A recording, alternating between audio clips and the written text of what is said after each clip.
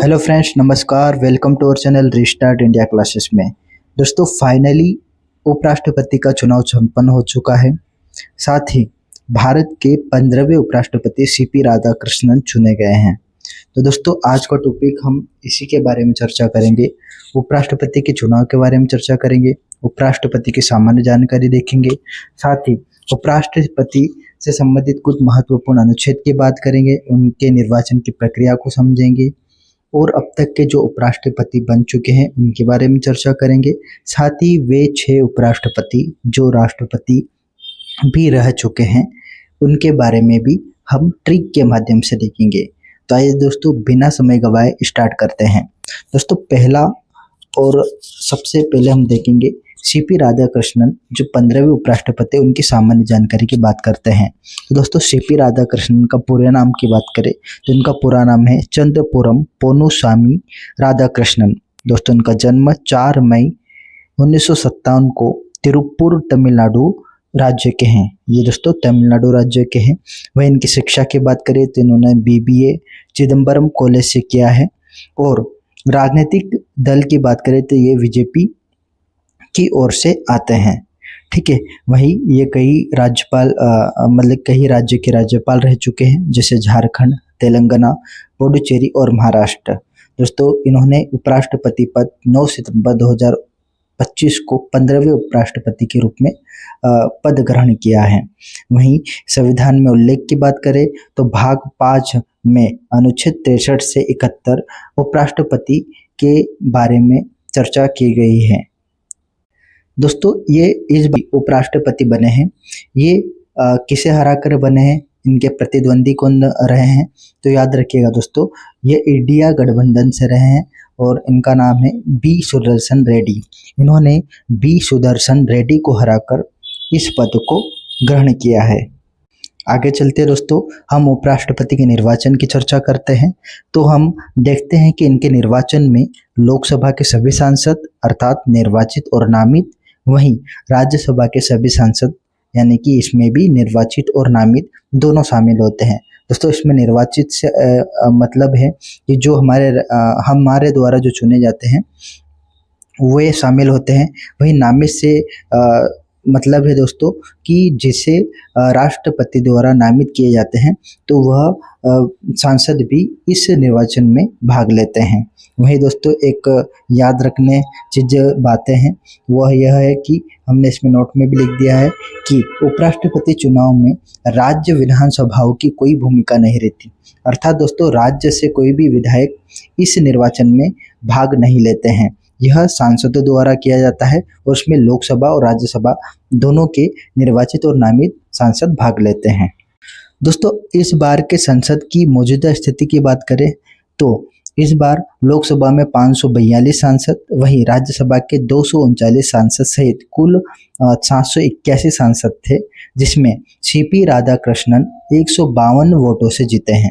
दोस्तों, इसमें बहुमत की बात करें तो 384 रहा थे दोस्तों, जिसमें 452 वोट एनडीए को मिले।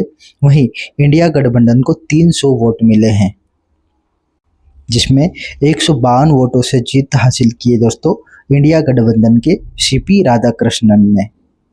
दोस्तों, इसमें कुछ अनुपस्थित भी रहे हैं, जिसमें 14 अनुपस्थित सांसद रहे थे जो कि निम्न पार्टी से आते हैं, जो आप एक नज़र में देख सकते हैं।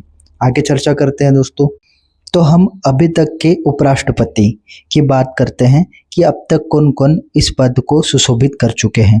तो सबसे पहले दोस्तों, हमारे सब पहले राष्ट्रपति थे सर्वपल्ली राधाकृष्णन, जो तमिलनाडु राज्य के थे।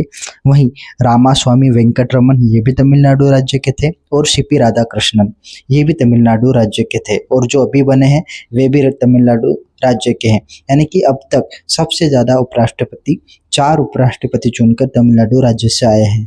वहीं 2 आंध्र प्रदेश से, जिसमें देखते हैं डॉक्टर जाकिर हुसैन और वेंकैया नायडू आंध्र प्रदेश के रहे हैं।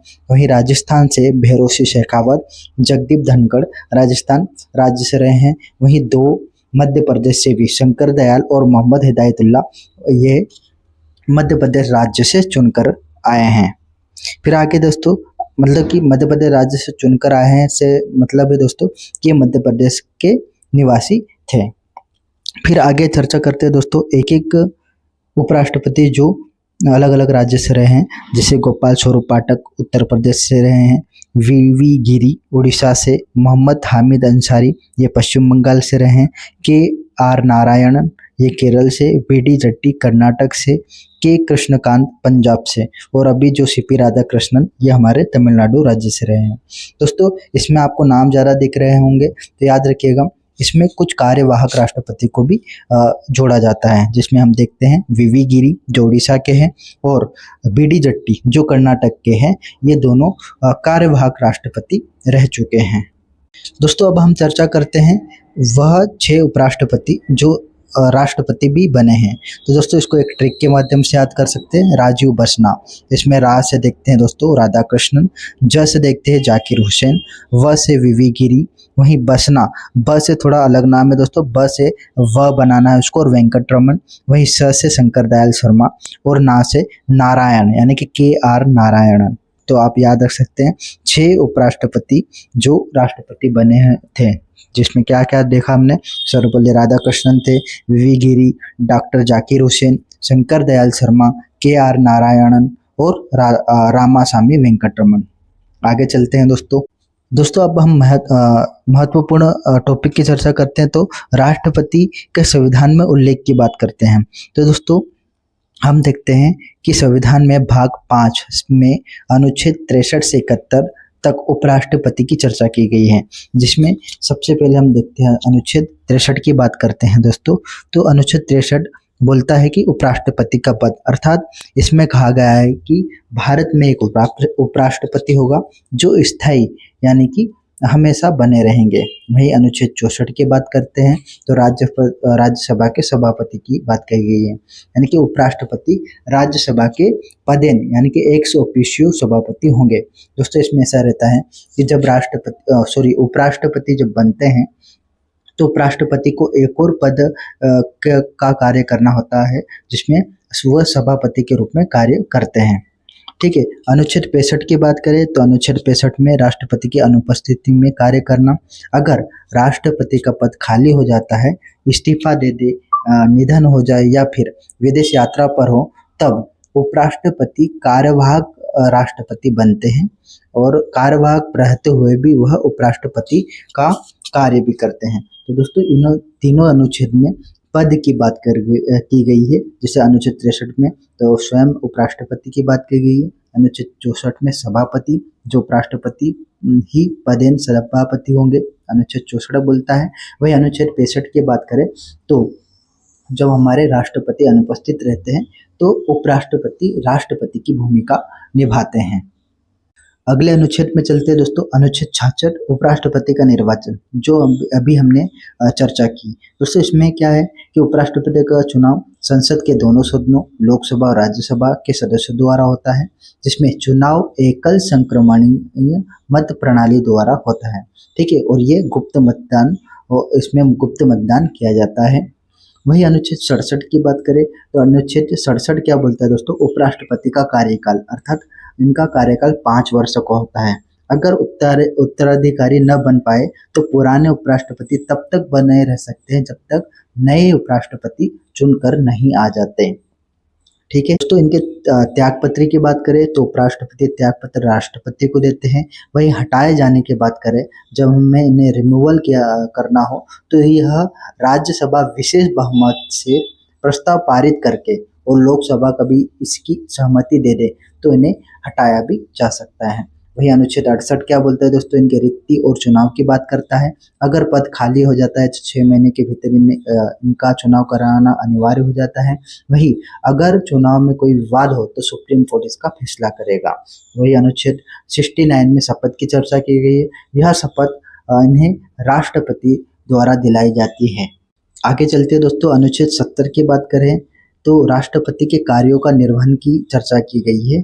संसद को यह अधिकार है कि किसी कानून द्वारा यह तय करे कि राष्ट्रपति की शक्तियाँ किसे दी जाएगी जब जरूरत हो, मतलब जब कुछ ऐसी घटना घटे जिसमें राष्ट्रपति की कुछ कार्य देना हो तो यह संसद को अधिकार होगा कि वह इसका निर्णय करे। दोस्तों इसमें अप्रत्यक्ष रूप से उपराष्ट्रपति की भूमिका की बात की गई है। तो अनुच्छेद 70 यह चर्चा करता है। वहीं अनुच्छेद 71 की बात करें तो निर्वाचन से जुड़े विवाद, अर्थात जब उपराष्ट्रपति या फिर राष्ट्रपति के चुनाव से संबंधित कोई भी विवाद उत्पन्न हो जाता है तो सुप्रीम कोर्ट इसे हल करेगी और सुप्रीम कोर्ट का निर्णय ही अंतिम निर्णय होगा।